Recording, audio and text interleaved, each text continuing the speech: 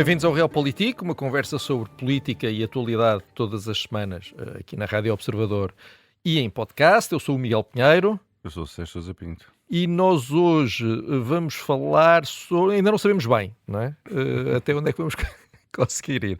Isto é altamente profissional. Nós vamos falar sobre esta enorme polémica com os exames, vamos falar sobre a falta de água em Almada, esse local remoto, e nós estamos a rir porque estamos deste lado. Se estivéssemos do lado de lá, não nos estávamos a rir.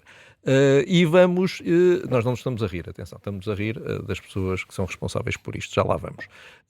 E se houver tempo e paciência, talvez falemos sobre Trump o árbitro, exato. Vamos ver se chegamos aí ou não. Antes disso, Sérgio, às vezes parece que somos um país do terceiro mundo. Esta semana pareceu 2 vezes que éramos um país de terceiro mundo. Vamos à primeira vez em que parece um país de terceiro mundo, que é com os exames.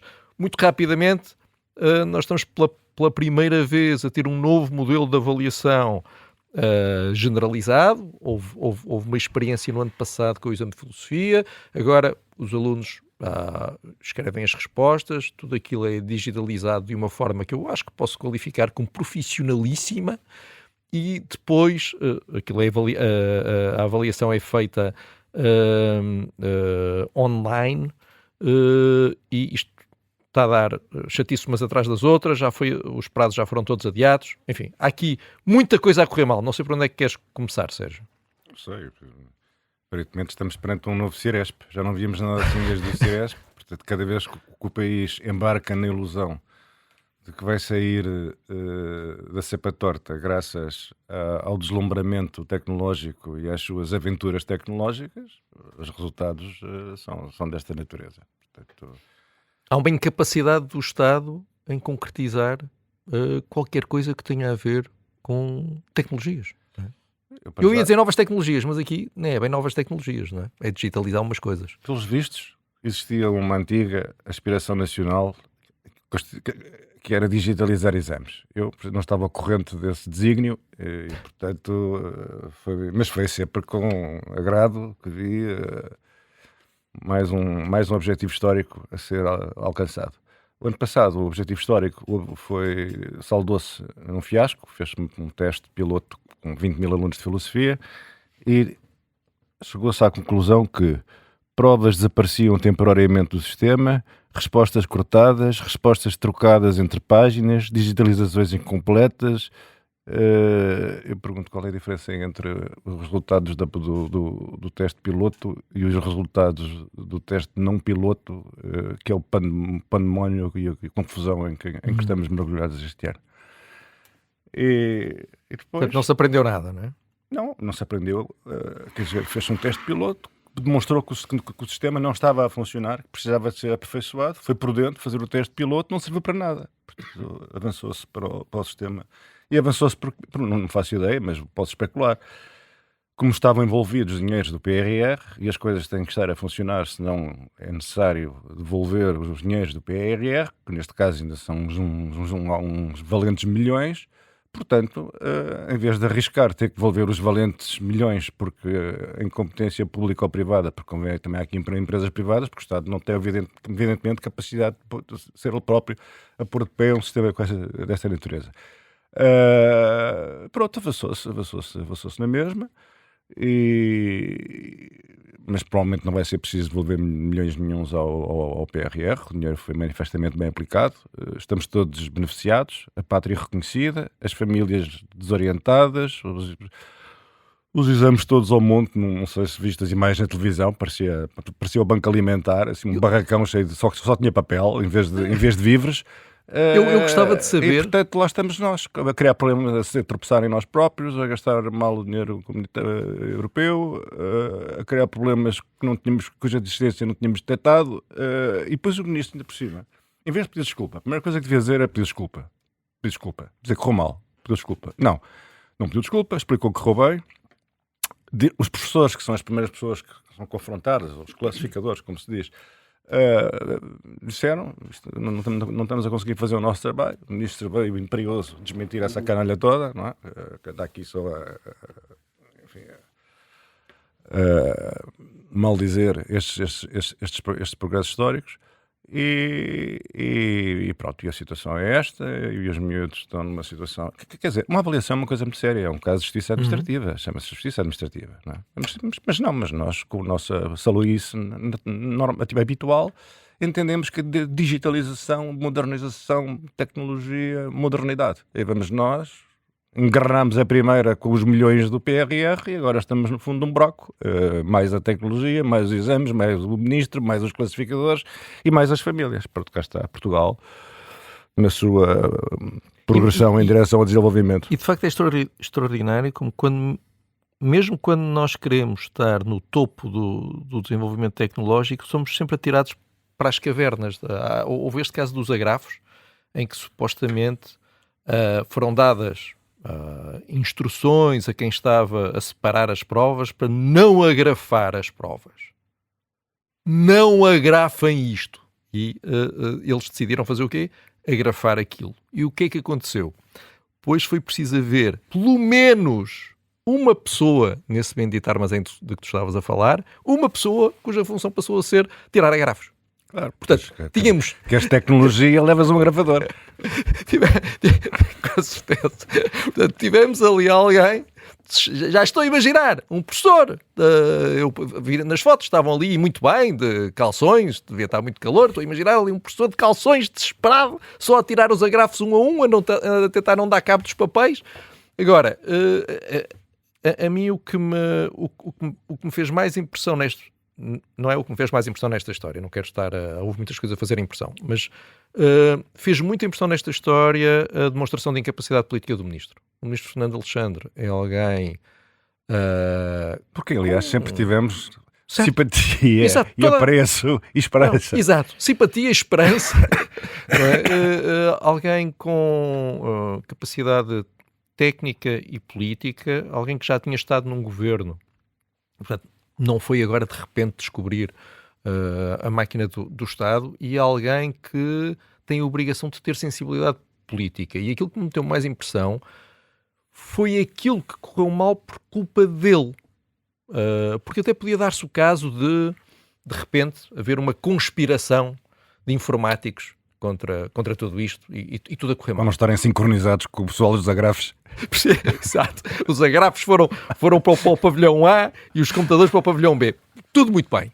Mas depois houve uma série de coisas que foram culpa exclusiva do Ministro. O Ministro... A comunicação com o país foi calamitosa. E bom, o ataque desferido às famílias que se permitiram marcar férias numa época tão solene como a seguir ao calendário de exames. Não foi em cima do calendário de exames, tipo, lá vou para Marbella no calendário de exames. Não, era a seguir ao calendário de exames. Mas o Estado majestático, o Estado imperioso, sentado em cima de nós, não é? Ainda se considera no direito de dar ralhetes sobre o meu amigo. Certo. Foi para a costa da Caparica tirar água da cisterna. Em vez de estar em casa, à espera que nós organizemos o teste do seu filho, que metade está agrafado, o outro está no barraco, e o terceiro apareceu todo em preto. Mas aí o Ministro teve esse comentário infelicíssimo de dizer que as famílias tinham tido a imprudência de confiar no Estado e marcar férias. Depois, a seguir, para emendar isso, não sei se é para emendar, enfim, veio dizer que as pessoas que demonstrassem que de facto tinham sido prejudicadas financeiramente por este erro do Estado poderiam ser ressarcidas. Portanto, afinal, não foram imprudentes. Afinal, quem foi imprudente foi o Estado, e o Estado vai pagar as férias em Benidorm. No meio deste tudo, o que é que nos aproxima mais do desenvolvimento e o que é que nos aproxima mais do bizantino, do surrealista, do país único no mundo? Não, mas eu acho que isto está tudo no surrealismo. Mas que vamos todos para a 5 de outubro, que agora é no sítio, dizer assim, estão aqui os meus bilhetes para Benidorm, faz favor, quero um reembolso. Não, mas não vais, sabes porquê? Porque então, ontem, na entrevista à RTP, o Ministro disse, não vou qualificar, mas disse o seguinte, enfim, vai ser muito difícil provar esse prejuízo. Portanto, já nos está a anunciar que o Estado... Está a ter uma fé habitual. O Estado porá toda a sua máquina a fazer com que o teu bilhete que foi comprado numa plataforma qualquer online, afinal não serve porque tens de ter um papel com o carimbo 52. Portanto, o Ministro meteu-se nesta confusão escusada. Depois meteu-se também numa confusão escusada com os prazos, em que estava a dizer que os prazos iam ser cumpridos, para umas horas depois vir dizer que afinal os prazos não iam ser cumpridos. E ontem, na RTP também, veio anunciar ao país que um líder não pode mostrar dúvidas. Portanto, um líder tem que ter confiança. Bom, a confiança deu nisto. Portanto, nós já tínhamos pouca confiança em todo este sistema, deixámos de ter confiança no ministro, que afinal, de um momento para o outro, afinal os prazos já têm que ser outros. Mas foi pior, Sérgio, porque ele disse assim, ontem na RTP, realmente aquela entrevista da RTP foi uma desgraça. O ministro disse assim, nós alteramos as datas de tudo isto, e é um custo político que eu assumo, disse ele, porque estamos a pôr o ênfase no rigor. Mas depois ele disse isto, podíamos não ter alterado. Até teria sido, podíamos não ter alterado as datas. Teria sido possível não alterar. Então, mas mal. Então, era possível alterar. Porque os serviços diziam que não era preciso alterar. Isto... Mas, então, era preciso alterar. Não era preciso alterar. Não, é que é preciso pensar, não é, nós estamos aqui a falar das férias, mas o que importa verdadeiramente são as famílias e os estudantes e a ansiedade e a incerteza. Porque isto é uma coisa muito séria. Porque boa parte dos cursos nas universidades públicas estão sujeitos a um sistema de números clausos. Quer dizer, esta seriação das pessoas, esta classificação das pessoas, é absolutamente crucial para o seu futuro. E andamos aqui nesta palhaçada, com estas teorias de que o papel de um líder é apontar o caminho em frente, tipo mau. Vamos, agora estamos aqui. Aqui é mau com isto é o grande salto, olha, é o grande salto em frente tecnológico. E o resultado também está a ser igual ao chinês. O grande salto em frente tecnológico. Lá vamos nós. Pronto. E a seguir vem a revolução cultural, que deve ser mais uma inovação qualquer, paga pelo PRR. Quer dizer, tudo isto para quê? Tudo isto para quê? Agora imagina o seguinte. Lembras-te como era o nosso tempo? Fazíamos um exame, pedíamos as provas, demoravam um tempão a chegar à secretaria, lá íamos buscá-las, vinham todas rasouradas, encarnado, riscado, tudo até aqui. Era fácil fazer um pedido de revisão de prova. Agora aparece-te uma prova com um enigmático número ao lado. Cotação, 5. Nota atribuída, 2. Um 2 imperioso e silencioso. Como é que se argumenta contra um 2? Imponente e não fundamentado. Quer dizer, isto é... Mas pronto, é o futuro. É melhor. Os ingleses fizeram. Também queremos. Vamos embora. Para o ano vamos tentar estender esta calamidade a todos os níveis de ensino. Mas eu acho que até pode ser melhor. Não é? Acho que o que nós não podemos ter é um ministro que, enquanto tu recuperas aí o fogo, não podemos ter um ministro, ontem mais uma vez na entrevista da RTP, o ministro disse assim, a percentagem de resposta, porque entretanto é preciso distribuir as respostas, não é? As respostas dos exames são desagregadas e enviadas para os professores avaliadores e é preciso distribuí-las. Ontem o ministro disse que a percentagem de respostas que falta distribuir é reduzida. E o jornalista perguntou-lhe, João Adelino Faria, vai lá, havia um jornalista ali, perguntou-lhe, é reduzida, mas então é de quanto? E o ministro diz, 20%. Portanto, o ministro acha que faltar 20% de respostas distribuídas aos professores avaliadores, acha que é pouco. 20%. Um quinto. Acho que é um quinto. É um quinto, não é? Ser abaixo de 100%. É um quinto. Ser abaixo de 100% já é uma vitória. Mas eu cada vez mais acho, olhando para tudo isto, para a gestão política deste caso e para a forma como o ministro Fernando Alexandre estava dentro de um buraco e continuava a escavar, eu já tenho uma ideia há muito tempo que eu acho que é uma ideia vencedora. Eu acho que cada gabinete ministerial, e não só, isto serve para todos os responsáveis políticos, mas aqui, cada gabinete ministerial devia ter um assessor cuja função era estar em casa.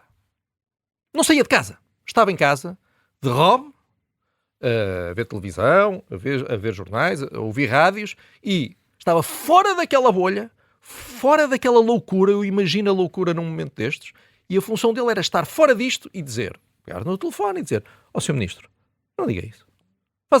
Não diga isto. Olha, Sr. Ministro, para quem está de fora, de rouba em casa, uma pessoa olha para isso e pensa, isto não faz sentido nenhum. O problema é que as equipas políticas, nestes casos, entram naquela mentalidade de cerco em que põem as carroças todas, como no Velho Oeste, a fazerem um círculo para resistirem aos índios e depois acabam nisto. Olha, eu penso assim, se não existisse o PRR, não existiam 12 milhões para torrar neste novo riquismo tecnológico. Estavam a fazer outras coisas, podiam estar, por exemplo, a fazer tubagens em Almada, coisas que sabem fazer, não é? Escavar, meter tubos, pronto, assim, coisas compatíveis com a nossa especialização nacional, em vez de andar a desperdiçar dinheiro, como fizemos agora, mais uma vez com os fundos comunitários, para resolver um problema cuja existência não tinha sido detectada. Muito bem, nós já vamos para a água em Almada, vamos só fazer um ligeiríssimo intervalo e já voltamos.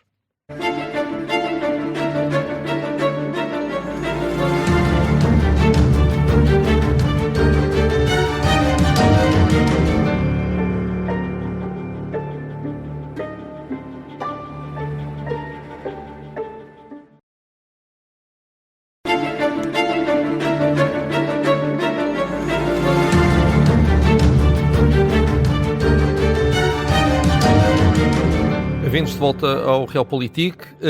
Sérgio, segundo momento de terceiro mundo esta semana, a falta de água em Almada. De repente, as pessoas que vivem ali, eu ia dizer 2 passos de Lisboa, mas na verdade isso é irrelevante. Podia ser onde fosse, não é? Não estamos a falar de falta de água provocada pelas alterações climáticas, não é nada disso. É pura incompetência de gestão.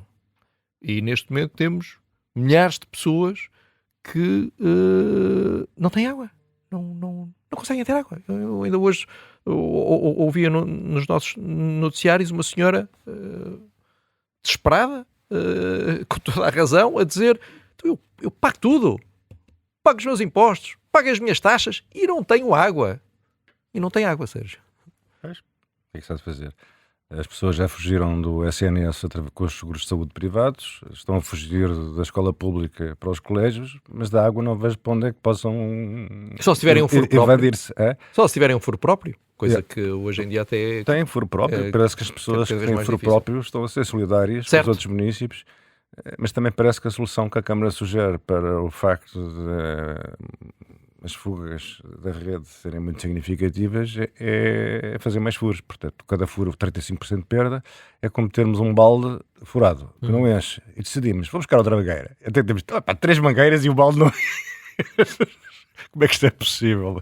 Um fenómeno físico. E pronto, é incompreensível. Pronto, é incompreensível. Não há justificação para esta situação num país do primeiro mundo. Eu acho que, quer dizer, não sei se são os ciclos eleitorais, mas há uma dificuldade de pensar o médio e o longo prazo enorme. E estas obras são obras que não se vêem, portanto não é inaugurar uma rotunda. Não, como é que se vai inaugurar um novo sistema de canalização ou tubagem, ou como é que isto se chama, não sei exatamente. Sem fugas, sem perdas, quer dizer, todo o país tem perdas de água astronómicas, mas pelos vistos Almada é um caso que singulariza por 35%, segundo diz a Ministra do Ambiente, a obrigação de conhecer os números, 35%. Os valores da Câmara não andam longe, porque entre água não faturada e água perdida por carreta decrépita, aponta para um valor em torno dos 30%. Quer dizer, como é que... É incrível, somos todos os dias educados pelo Estado, desde o tempo do poupa eletricidade, poupa energia, até à reciclagem, e o sistema público perde num recurso essencial, perde 35% da água. Como é que, sim, quando estamos a ter discursos alarmistas, justamente ou injustamente, cada pessoa terá a sua opinião sobre... Adaptarmos-nos às novas condições. Precisamente. E quando começa no Estado o desperdício, por assim dizer, e quando de repente coisas perfeitamente legítimas, como ter um jardim para regar, começa a ser visto quase como um crime público, que não... Bom, podemos decretar o fim dos jardins, claro, é uma possibilidade, eu estou aberto a isso, não é? Mas... porque estamos numa situação em que as pessoas não têm água para nada. Sim, é difícil imaginar as condições em que neste momento estão as pessoas das zonas mais afetadas do concelho de Almada. Quer dizer, como é que se pode viver sem água? Não, e depois, repara, tu nem sequer sabes quando é que isto se vai resolver? Porque nem sequer é uma situação em que tu dizes, olha... Parece que são 2, 3 semanas. O que é que uma pessoa faz em 2, 3 semanas? Isso imigra? Tenho grandes dúvidas de que seja em 2, 3 2, semanas. 3 semanas em julho e agosto no Conselho de Almada sem água. É uma situação dantesca e terceiro-mundista. Agora, tivemos aqui na primeira parte a falar de um fracasso do Estado Central nos exames, na digitalização dos exames. Agora aqui, na questão da margem sul, estamos a falar de um fracasso do Estado local, das autarquias. Portanto, tudo falha. Não é? Não, mas vamos lá ver. É verdade que a responsabilidade, nos termos da lei, a responsabilidade principal compete à autarquia e aos SEMAS e tal.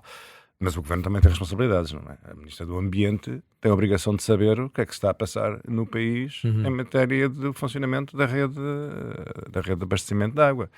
Aliás, como é costume, mais uma jogada de mestre, o PSD lembrou-se logo de propor na Assembleia um voto de protesto contra a Câmara Municipal de Almada ou não sei o quê, que também é uma coisa que não lembra a ninguém. Portanto, este voto é apresentado para dizer que o Ministério do Ambiente, o Governo e a Sra. Ministra não tem nada a ver com isto. Vamos já votar aqui o nosso voto de protesto, que já recebeu o entusiástico apoio do Chega, contra a Câmara de Almada. Não é? Portanto, também, quer dizer, isto é uma pantomina. Pronto, é uma pantomina. Agora, o que é facto é que num país do primeiro mundo não se concebe uma situação tão grave, penosa. Quer dizer, os portugueses, depois esmagados por impostos, com dificuldade em aceder aos serviços públicos fundamentais, quer dizer, há pouco falávamos da escola, os portugueses fogem do Estado, se puderem, se tiverem recursos económicos, têm um seguro de saúde privado, se tiverem recursos económicos, têm os filhos num colégio. E depois de fugirem do Estado o mais que podem, aqui na água, não sei como é que tem que ir à cisterna, não há outro remédio, não é? O Estado fracassou até no abastecimento de água, o Estado no sentido amplo, como é evidente, as autarquias não são Estado. Só resta a seguir a fugir do Estado, fugir do país. Portanto, fugir do país, quem tem possibilidades não passa por esta cega regra dos exames porque candidata-se a universidades estrangeiras. Outros tiram o curso cá, se tiverem possibilidade de trabalhar e trabalhar para fora, vão trabalhar para fora. Quer dizer, e assistimos a tudo isto aqui nesta nossa vida, na nossa regularidade semanal, vamos contemplando isto, Mas, contemplando, seja, repara, e depois o Primeiro-Ministro vai ver jogos de futebol, como é um adepto fervoroso e tal. É um homem do povo, como diria o Pronto, é um homem do povo. Porque as pessoas que vivem na outra margem, enfim, com certeza que a falta de água é, sem trocadilho, o fundo do poço, mas são pessoas a quem o Estado já falhou muito. Nós há algum tempo publicámos uma reportagem no Observador sobre o problema que é chegar a Lisboa vindo da outra margem, as falhas permanentes, por exemplo, em tudo o que é... Aliás, tu és o maior escrutinador da Transtejo nacional. Precisamente. Pronto. Porquê? Qual foi o que é que nós percebemos que estava a acontecer? É que as empresas que trabalham em Lisboa sempre que faziam um recrutamento e sempre que viam um currículo de alguém que vivia noutra margem, diziam não, preferimos não. E por mais que o candidato dissesse, mas eu sou a pessoa mais responsável do mundo, vocês não têm de se preocupar, eu vou estar aqui a tempo e horas. As empresas diziam, os departamentos de recursos humanos diziam, não, mas você pode ser a pessoa mais responsável do mundo, mas se não tiver barco, se tiver um problema na ponte, se tiver isto, aquilo, você não vai poder chegar cá a horas. E por isso nós perdemos X dias de trabalho por ano com os nossos funcionários que vivem na outra margem. E por isso nós não queremos mais. Portanto, são estas pessoas que já vivem rodeadas de problemas provocados pelo Estado por todo lado, que têm dificuldade em arranjar emprego. Por causa disso, que quando arranjam um emprego por causa disso, estão sempre num sufoco para chegarem a horas ao emprego, a tentar perceber qual vai ser o plano B, C e D para poderem chegar a horas ao emprego. Agora, não têm água. E, de facto, eu imagino que se chega a um ponto em que até é difícil. Eu andava a pensar aqui um bocadinho sobre como é que isto se transforma depois em responsabilização política, ou seja, até que ponto é que os responsáveis políticos temem que falhas destas venham a ser pagas quando houver uma eleição seguinte, não é? E a capacidade dos eleitores de se lembrarem de tudo isto para depois pelo menos apresentarem uma fatura. Mas realmente colocando-me nos sapatos das pessoas, isto já é pancada de tantos sítios que o que sobra, as soluções que sobram não são bonitas. Não é? Miguel, mas também manda a Justiça reconhecer que há concelhos mais problemáticos do que outros. E o Concelho de Almada não é um concelho fácil. Não é só a sazonalidade, como é evidente, que agora se fala a propósito de tudo e nada. É a sazonalidade, é a dispersão, é a demografia, características socioeconómicas, décadas de desregramento urbanístico. Quer dizer, é um concelho difícil, não é? Não é um concelho. Imagino o orçamento necessário para modernizar essas infraestruturas que agora estão a fracassar. Mas repara, nós estamos aqui a falar sobre isto, porque é grave, porque as pessoas estão realmente a passar um mau bocado, estão a sofrer com esta situação, não merecem, é inconcebível, não há justificação. Mas nunca se fala das obras que estão a ser feitas em Lisboa, não é? Que vão custar 250 milhões, que foram começadas, foram iniciadas pelo Fernando Medina, para melhorar o sistema de escoamento das águas pluviais e residuais. Não é a mesma coisa, não tem nada a ver com o abastecimento. Certo. É para evitar cheias e não sei o que, inundações e tal. É uma obra que causa algumas perturbações no trânsito e é assim que se vai dando por ela. A obra está a ser continuada pelo Carlos Moedas, só vai estar pronta lá para 2030. É uma obra que não se vê, é uma infraestrutura fundamental. É uma obra feita num sistema democrático que tem em consideração o longo prazo. Na verdade, portanto, é possível, mas as coisas boas também têm que ser salientadas. Olha, a Câmara do PS começou, a Câmara do PSD prosseguiu e esta infraestrutura fundamental está a ser feita. Quer dizer, Almada teve décadas e décadas numa situação política um pouco especial, não é? Quer dizer, desde o 25 de Abril era uma Câmara-partido e a verdade é que... Governada pelo PCP. Governada pelo PCP Parabéns ao PCP. E agora pelo PS também. E a verdade é que, pronto, estes problemas não estão resolvidos, resolvem-se outros problemas, resolve-se o problema da digitalização, que temos de direito a estar obcecados com a digitalização, porque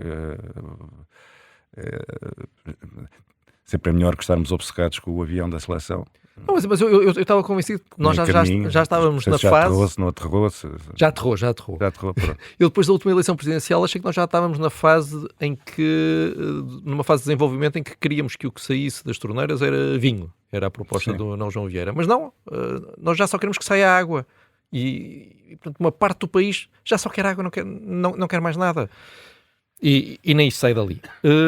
Sérgio, eu acho que nós ainda dá para irmos ao Mundial e ao Trump, para depois não nos dizerem que nós não falamos das coisas realmente importantes. Tu já assinalaste aqui, e bem, que a Seleção Nacional já chegou ao território nacional, já está na pátria, e portanto, pelo menos isso está resolvido. Acho que o Ronaldo não veio. Tenho ideia de ter visto uma coisa qualquer sobre isso. Nos Estados Unidos, nós tivemos Donald Trump a ligar ao presidente da FIFA com o pedido de reversão do cartão vermelho que foi mostrado a um jogador da seleção americana para ele poder jogar contra a Bélgica. Pronto. Não é só aqui que a política e o futebol se misturam. Lá nos Estados Unidos, na semana passada, eles não sabiam o que era futebol. Agora, tiveram aqui um curso rápido e já perceberam que a política se mistura com o futebol. Donald Trump fez isso, mas nós também vimos Marco Rubio também a dar a sua opinião sobre o cartão vermelho, e mesmo Mamdani, essa grande esperança da esquerda, fizeram-lhe uma pergunta sobre isto do presidente ter ligado à FIFA. Ele disse que estava a torcer pela seleção e achava que o jogador nunca devia ter visto o cartão vermelho. Ele disse que foi um cartão vermelho cruel. Portanto, o Mamdani também. Temos os populismos todos alinhados nesta mistura entre futebol e política. Bem, eu devo começar por dizer que Não vi essa jogada e mesmo que tivesse visto era igual, porque não percebo nada de futebol, eu não teria percebido nada.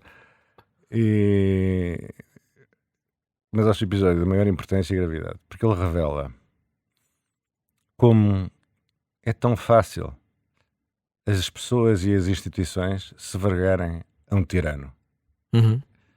As pessoas mais corajosas, íntegras, as pessoas mais desinteressadas, os discípulos do bem, da verdade, das regras e do direito, quer dizer, as pessoas agacham-se diante do poder tirânico. Tu já viste a intimidação em que os árbitros que arbitrarem os futuros jogos com a seleção americana vão estar? Provavelmente nem faltas vão poder dar, vai ser futebol americano, vai ser uma nova modalidade, vai nascer ali uma modalidade que é futebol americano contra futebol europeu. Futebol sem faltas, Uns com capacete, outros uns com sem. capacete, aqueles ombros colossais e tal, e tudo, e depois de repente cartão amarelo. Sim, porque o presidente americano disse que tinha estado a olhar para o passado do árbitro que mostrou o cartão vermelho e disse que ele tem um passado terrível, e que é um bocadinho suspeito. Não tarda nada. Eu não faço ideia quem foi o árbitro, não faço a menor Black ideia. Hawk atrás Mas, também deve ser do Hamas. enfim, mas é espantoso como toda a classe política americana desistiu, não é? Realmente desistiu, porque mesmo aqueles que não apoiam Trump, como Mamdani, chegaram à conclusão de que é possível fazer como Trump e que dá votos fazer como Trump. E Mas por isso, quer dizer, isso é corrupção. É corrupção moral. Portanto, as pessoas submetem-se, as pessoas agacham-se, as pessoas claudicam, as pessoas querem sobreviver de joelhos, de gatas, deitadas, transportá-lo aos ombros, em cima de um escudo. Pronto, é assim, quer dizer, não olhamos para os nossos antepassados que se submeteram a tiranos, a déspotas e a barutos de todos os feitios, como pessoas que não tinham a possibilidade nem o privilégio de frequentar a escola pública e fazer exames nacionais. Não! Eram pessoas exatamente como estas que nós estamos a ver. Os poderosos da FIFA, as associações de árbitros, toda a gente aceita isto. O bully entra em cena e há uma submissão. Sendo que a FIFA não é propriamente um exemplo de... como é que eu ia dizer? Sim, não é mais prestigiada das instituições. Não é. E o Gianni Infantino não é propriamente um modelo Não. também a que aspirem os jovens que acabaram de fazer os exames nacionais e que estão à espera das notas. Sim, não é uma referência para as gerações vindouras. Não é. Mas de qualquer forma, apesar de tudo, deveria haver alguns limites para isto. O que vale é que, de facto, depois deste Mundial, a próxima vez que virmos uma Esperemos que equipa não seja americana... decretado nenhum bloqueio ao Mundial.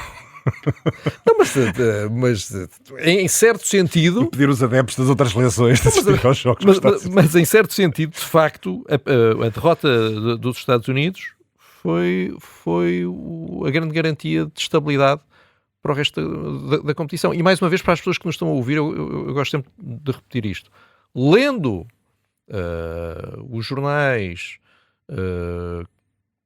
que são menos propensos a criticar Trump, se nós formos ler o Telegraph em Inglaterra, se formos ler o Wall Street Journal nos Estados Unidos, o que eles dizem disto que aconteceu é...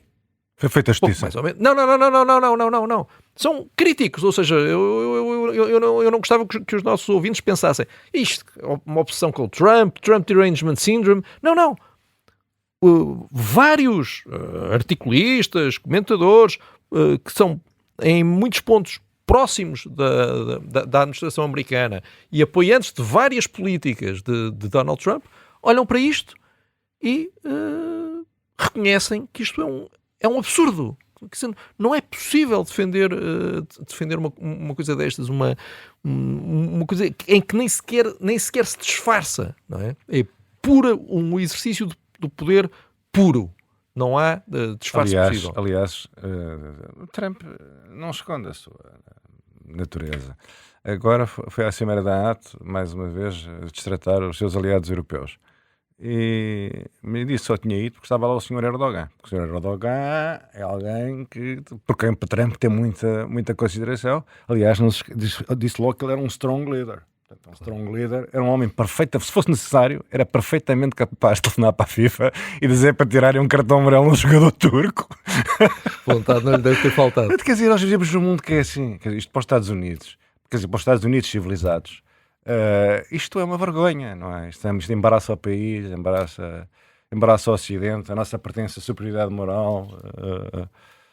Isso é porque nós não estamos a falar da seleção americana contestar uma decisão da FIFA, o que seria perfeitamente legítimo. Normal. Não, foi um membro do governo americano envolveu-se pessoalmente a arranjar advogados para o governo poder arranjar argumentos contra a apresentação do cartão vermelho. Eu sabia que tinha havido todo esse labor jurídico. Foi. Pensei que tinha sido pegar no telemóvel. Qual é o telefone desse Fiorentino ou Florentino? Como é que se chama ele? Infantino.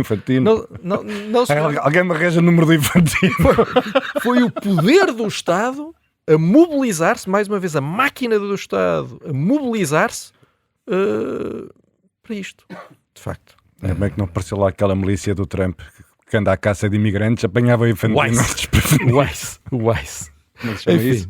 O Infantino que deu, nunca nos podemos esquecer, o Prémio da Paz da FIFA. A quem?